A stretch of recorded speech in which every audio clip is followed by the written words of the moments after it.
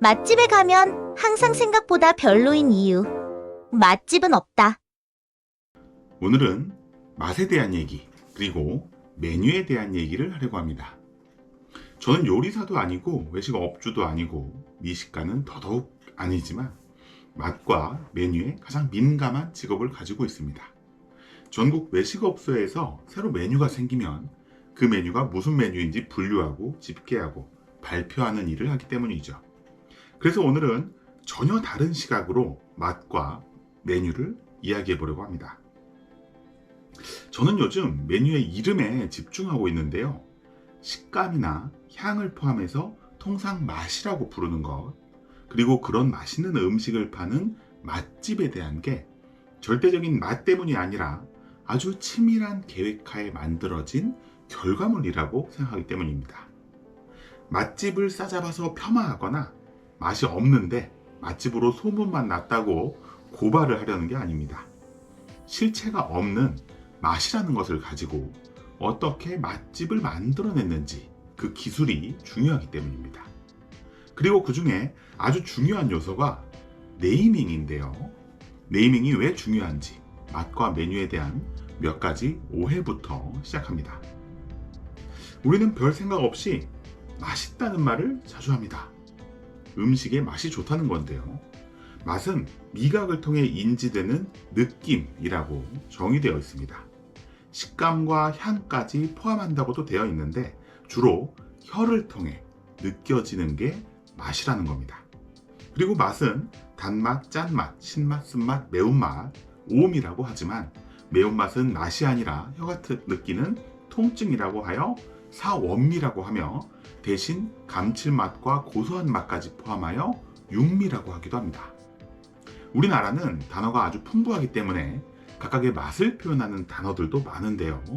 단맛은 달콤한, 달달한, 달고만, 달짝지근한, 들부드레한처럼 다양하고 매운맛을 뜻하는 단어도 매운, 매콤한, 맵짠, 칼칼한처럼 여러 종류가 있습니다. 그런데 맛있다는 말이 얼마나 실체가 없는지 그건 알아야 할 것 같습니다. 똠얌꿍이라는 태국 음식을 처음 먹었던 날이 기억나는데요. 새우에 토마토가 들어간 비주얼이 의심되긴 했지만 빨간 국물이니 김치찌개 맛을 생각하며 한 숟가락 먹었는데 어우, 물에 탄 레몬 비눗물을 먹는 느낌이었죠.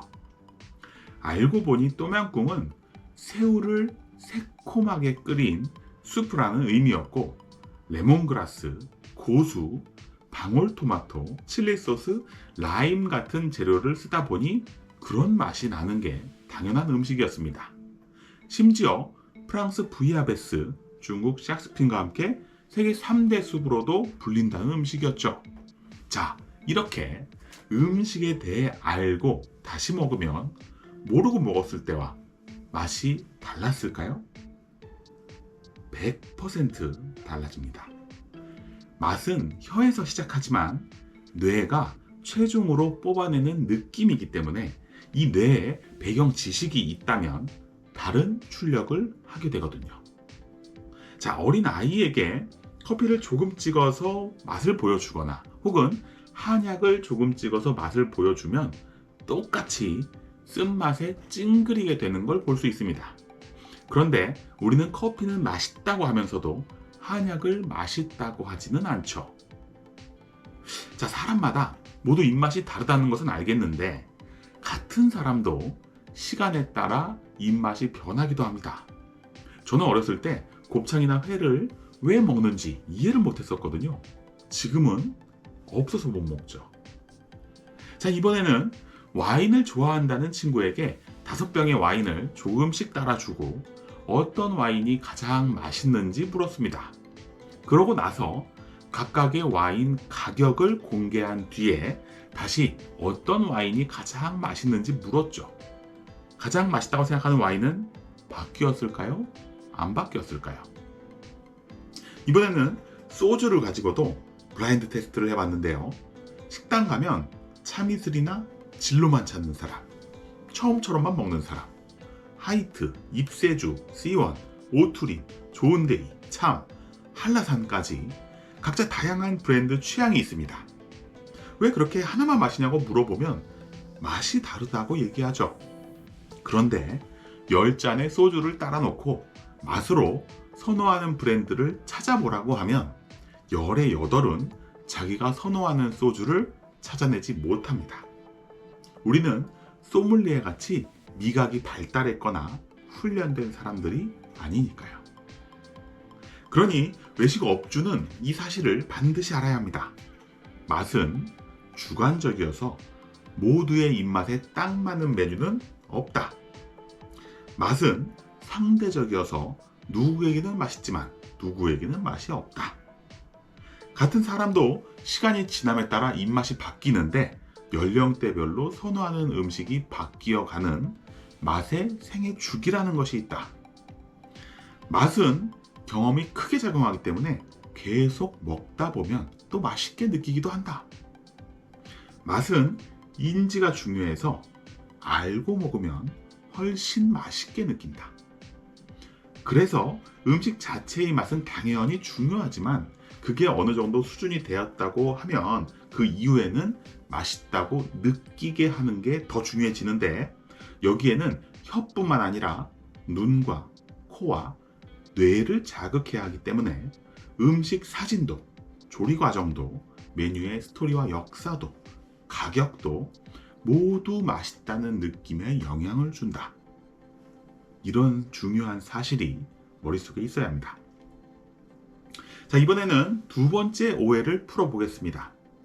맛있게 먹은 손님들이 밝은 얼굴로 인사를 하면서 결제를 합니다. 그러면서 다음에 또 올게요 라고 인사를 하는데요. 사장님은 마음이 아주 흡족합니다. 그런데 또 오겠다는 얘기는 매일같이 듣는데 진짜 또 오는 손님은 거의 없다는 사실을 알게 됩니다. 왜 그 손님들은 거짓말을 했을까요? 집이나 직장, 학교 근처에서 자주 들르는 밥집이나 커피집, 분식집을 빼면 우리는 대부분 같은 식당에서 외식을 여러 번 하는 경우가 많지 않습니다. 우리가 먹는 음식은 평균적인 주기가 있는데요. 삼겹살을 한 달에 4번 먹는다고 하면 그 주기는 평균 일주일 정도가 될 겁니다. 그런데 이번에 삼겹살을 먹고 그 다음 주가 돼서 또 삼겹살을 먹어야 하는데 비슷한 시기에 족발을 먹었다면 삼겹살은 한번 패스하게 됩니다. 똑같지는 않지만 유사한 고기류를 먹음으로써 주기가 한번 밀리게 되는 거죠. 또 삼겹살을 밖에서 사 먹는 게 아니라 집에서 구워 먹을 수도 있습니다. 그러면 밖에서 사 먹는 주기는 또 연장되겠죠. 또 삼겹살집은 전국에 45,000개가 있는데 꼭 같은 집에서 먹을 필요는 없습니다. 다른 집도 맛있는 데가 많으니까요. 그럼 원래 갔던 그 집에 가서 삼겹살을 다시 먹을 확률은 지극히 낮아지게 되는 겁니다. 그러니 또 간다는 말을 지킬 수가 없죠. 그런데 여기 그 지역에 갈 때마다 또 가게 되는 가게가 있습니다. 대전 가면 성심당에서 빵 사오죠. 왜 성심당은 또 가야만 하는 가게가 되었을까요? 저는 그걸 각인 때문이라고 생각하는데요. 대전에 가면 성심당에서 빵을 사오는 게 공식처럼 머릿속에 박혔기 때문입니다. 그런데 성심당의 시그니처인 튀김 소보로를 먹어보면 너무 맛있어서 눈물이 나시나요? 아니면 대전까지 가서 또 사와야 할 만큼 맛있다는 생각까지는 안 드시나요? 아마 후자가 훨씬 많을 겁니다. 그러니 더 무서운 거죠. 각인되어 학습된 효과가 이렇게 무서운 겁니다. 그리고 그 각인을 위한 가장 효과적인 방법은 공감각적, 복합적으로 기억되는 것인데 이때 필요한 게 맛이나 식감, 온도, 향도 있겠지만 메뉴의 이름과 비주얼, 역사, 만드는 과정, 재료, 가격까지도 다 들어가는 겁니다. 그러니 맛집이라고 해서 가보면 실제로 맛은 생각보다 별로라는 생각이 드는 이유가 이런 거죠. 그 집은 절대적인 맛이 좋은 집이 아니라 맛있다고 알려진 집일 가능성이 높으니까요. 이번에는 그 각인에 필요한 네이밍을 한번 살펴보는데요. 배달의 민족이라는 서비스 이름이 처음 나왔을 때 다들 뭐라고 생각하셨나요? 기존 삼성, LG, 현대, SK, KT 이런 이름들만 접하다가 배달의 민족이라고 하니 재미는 있지만 말장난 같다는 생각을 하지 않으셨나요? 당신 근처라는 당근은 어떻습니까? 직방, 뱅크샐러드, 캐시너트, 애플은 또 어떻습니까? 재미있는 이름이지만 처음 들었을 때는 조금 장난같이 느껴지기도 했던 이름들 아닌가요? 전국에는 재미있는 간판명이 많이 있습니다. 세탁소 이름이 신분 세탁소, 자연스럽게 만두 추가, 자만추 만두, 쌀국수가 말했다, 돈가스도 있다고, 포, 세이, 돈, 별에 팔을 꽂아놓은 간판, 아재, 파, 스타, 남녀 7세 부동산, 고깃집 서박씨, 분식집 떡도날드, 떡볶이집 원래는 치킨집을 하려고 했었다. 외상은 어림없지. 밥집이라기엔 쑥스럽고 술집이라고 하기엔 좀... 아이디어가 재미있는 것도 있지만 그 안에 내 가게의 컨셉이 녹아있죠. 그러니 가게 이름이나 메뉴 이름이나 네이밍을 할 때 꼭 세련되어야 한다는 생각만 버리면 손님들에게 사랑받고 기억될 수 있는 이름을 지을 수 있습니다. 마지막 오해는 잔기술에 대한 오해인데요. 같은 잔인데 하나의 컵에만 스타벅스 마크가 그려져 있습니다. 별거 아닌 이런 마킹이 잔기술일까요? 예전 이영표 선수의 시그니처 무브는 헛다리 짚기였는데요. 어떤 이는 그런 잔기술은 필요 없다 또는 배워서는 안 된다고까지 얘기하기도 했습니다. 그런데 이영표 선수에게 헛다리 짚기는 그냥 해도 되고 안 해도 되는 잔기술이었을까요? 작년 11월 외식산업 전망대회에서 이렇게 발표했습니다. 지금 우리나라 외식시장의 위기는 양극화에서 오는데 잘 되는 매장으로 손님이 계속 몰리고 안 되는 매장은 점점 어려워지는 현상이 심화되고 있다고.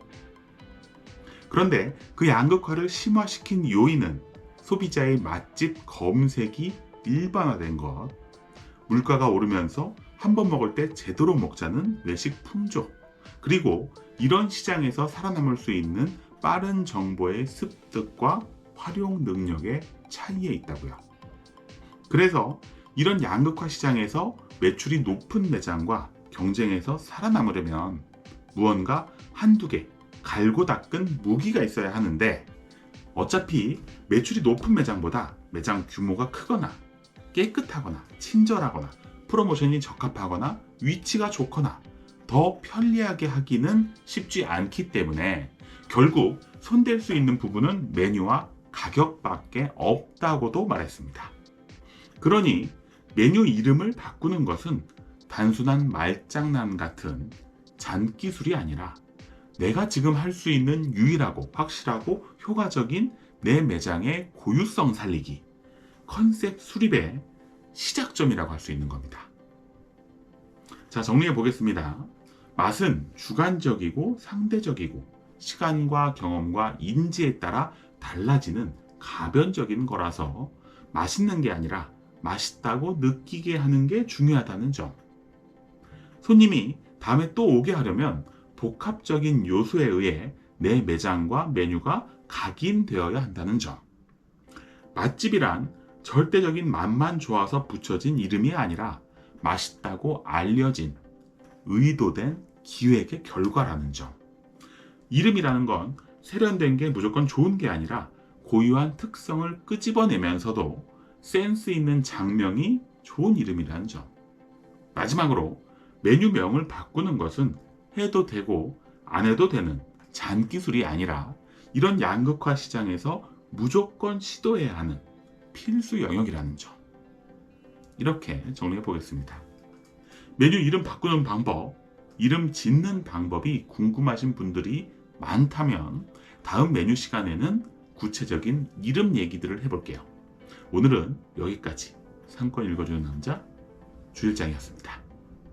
좋아요, 댓글, 구독, 알림 설정.